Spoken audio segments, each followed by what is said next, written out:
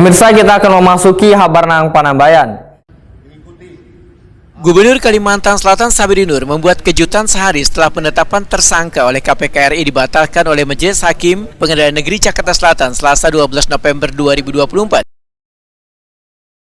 Usai memimpin rapat internal di Gedung Idham Halid, kantor Gubernur Kalimantan Selatan di Banjarbaru, tiba-tiba Sabri Nur menyampaikan pengunduran dirinya dari jabatan Gubernur Kalimantan Selatan. Penyampaian pengunduran diri disampaikan secara langsung di hadapan ratusan pegawai pemerintah Provinsi Kalimantan Selatan tengah hari Rabu 13 November 2024. Pernyataan ini membuat haru mereka yang hadir. Sabri Nur meninggalkan ruangan tempat rapat tersebut. Saya sampaikan bahwa mulai hari ini, tadi saya sudah tanda tangani dan sudah dibawa pengacara kita ke Jakarta.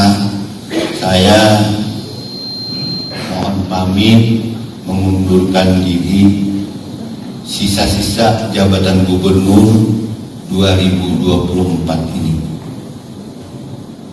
Tujuannya ya mudah-mudahanlah pemerintahan bisa kondusif, masyarakat kita juga bisa kondusif. Bapak Ibu hadirin sekalian yang berbahagia, berat memang. Namun ini yang harus kami jalani. Dan tentu saja di kurang lebih 8 tahun kami bersama Bapak Ibu hadirin sekalian, pastilah ada banyak hal yang barangkali saya berbuat kesalahan, kemudian juga membuat Bapak Ibu ada yang kurang nyaman selama saya jadi gubernur.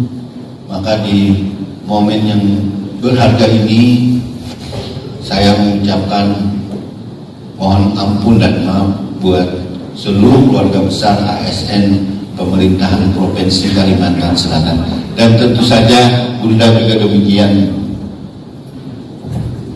Hadirin yang berbahagia, Sabri Nur memadahkan surat pengunduran diri sebagai Gubernur Kalimantan Selatan sudah berproses dan memastikan akan ada pejabat baru yang akan mengisi kekosongan jabatan Gubernur Kalimantan Selatan di sisa masa jabatannya yang hanya berkisar 2 hingga 3 bulan ke depan.